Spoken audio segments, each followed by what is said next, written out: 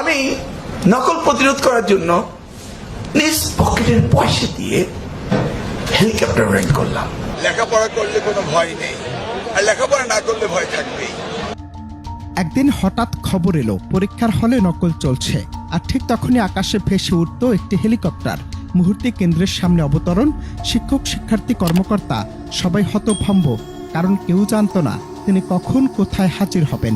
বলা হচ্ছে এমনই এক কঠোর, সাহসী এবং আলোচিত শিক্ষা প্রতিমন্ত্রী ডক্টর আ.ন.ম এহসানুল মিলন আবারও আলোচনার কেন্দ্রবিন্দুতে।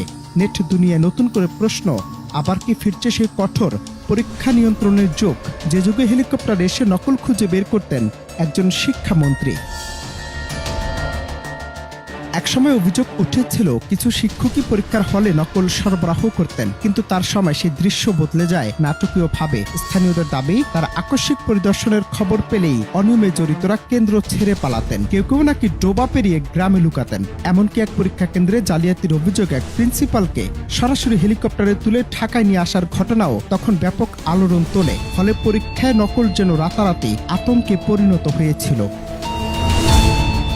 বিশ্লেষকদের মতে স্বাধীনতার পর বাংলাদেশের শিক্ষা প্রশাসনে কঠোর নজরদারি ও মাঠ পর্যায়ের অভিযানের এমন উদাহরণ খুব কমই দেখা গেছে। তখন তার মেয়াদকালে পরীক্ষা ব্যবস্থায় শৃঙ্খলা ফিরে, এমন দাবি এখনো শোনা যায় শিক্ষক অভিভাবকদের মুখে। অনেকেই বলেন সেই সময়ে নকল করে পাশ করা প্রায় অসম্ভব হয়ে পড়েছিল। ফলে শিক্ষা ব্যবস্থায় তৈরি হয়েছিল এক ধরনের ভয় মিশ্রিত শৃঙ্খলা, যা আজও আলোচনায় আসে উদাহরণ হিসেবে। সম্প্রতি আবারও নির্বাচিত হওয়ার পর সামাজিক যোগাযোগ মাধ্যমে নতুন করে জল্পনা, তিনি কি আবারও শিক্ষামন্ত্রীর দায়িত্ব পাচ্ছেন? যদি পান, তবে কি ফিরবে সেই হেলিকপ্টার অভিযান আর কঠোর নিয়ন্ত্রণ, নাকি সময় বদলাবে পদ্ধতিও? প্রশ্ন অনেক, উত্তর এখনো অজানা।